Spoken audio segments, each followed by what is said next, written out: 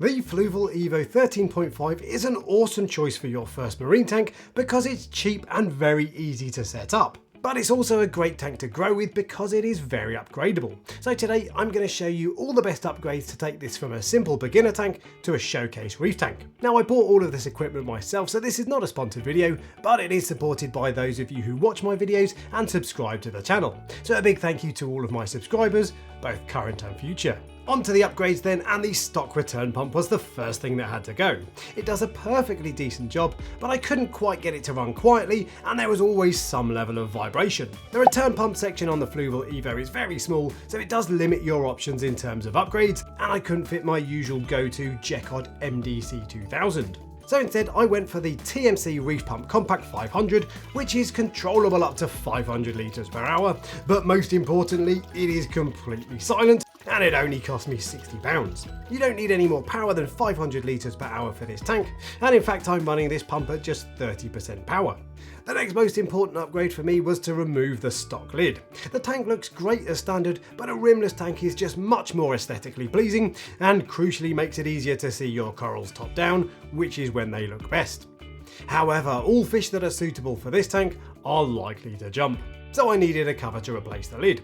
And I went for this sleek transparent cover that cost me £70 from Reef Tops on Facebook. It sits perfectly on the rim of the tank, has small cutouts at the back for cables to exit, and a feeding hatch at the front for easy day-to-day access. While it is expensive, it's a nice little cover, and my only criticism is that the feeding hatch cover is slightly raised and doesn't sit flush to the rest of the lid. Now, of course, the knock-on effect of removing the stock lid is that I now have nothing to prevent water from evaporating, which means I need an auto top-off to replace the fresh water that evaporates throughout the day.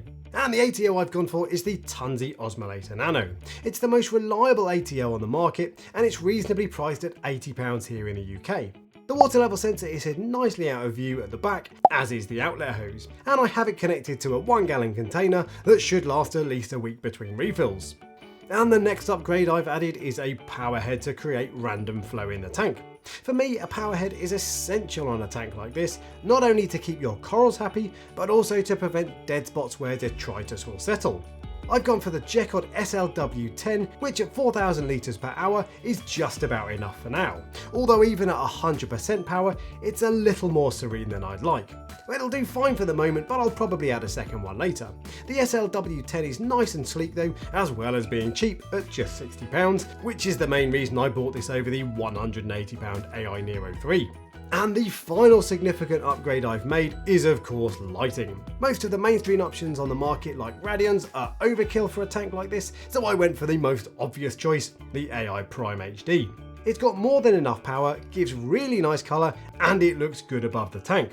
I just regret getting the white version instead of the black version because it doesn't blend into the background like I thought it might. Now at this point you might be wondering why I haven't upgraded the stock filtration. Well, I kind of have to some extent, but rest assured I will be doing so later, just not yet.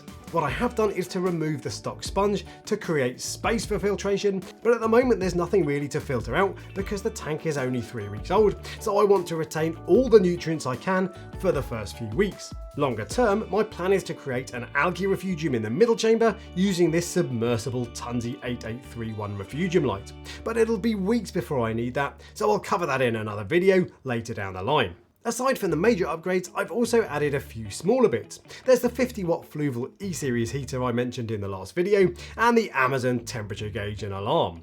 I also added a kilogram of coarse gravel to the fine sand to accommodate a shrimp goby with pistol shrimp. And I'll be using the Tunzi Nano Algae Magnet, which is the best on the market for small tanks, and which I've upgraded with this optional stainless steel blade.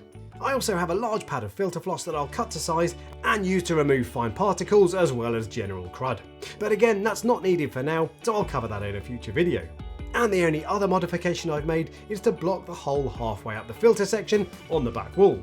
The hole will just stop some of the water passing through the filtration, which I don't want, and all it took to block it was a thin piece of acrylic and some reef safe superglue. Now the purpose of this video is to quickly show you the upgrades I've chosen and tell you why. But if you want proper updates with how the Fluval Evo gets on over time, subscribe to the Reef Talk Extra channel where I will be posting proper update videos showing you all the progress, both good and bad. If you enjoyed the video then give me a thumbs up and subscribe for next week, and until next time, happy reefing.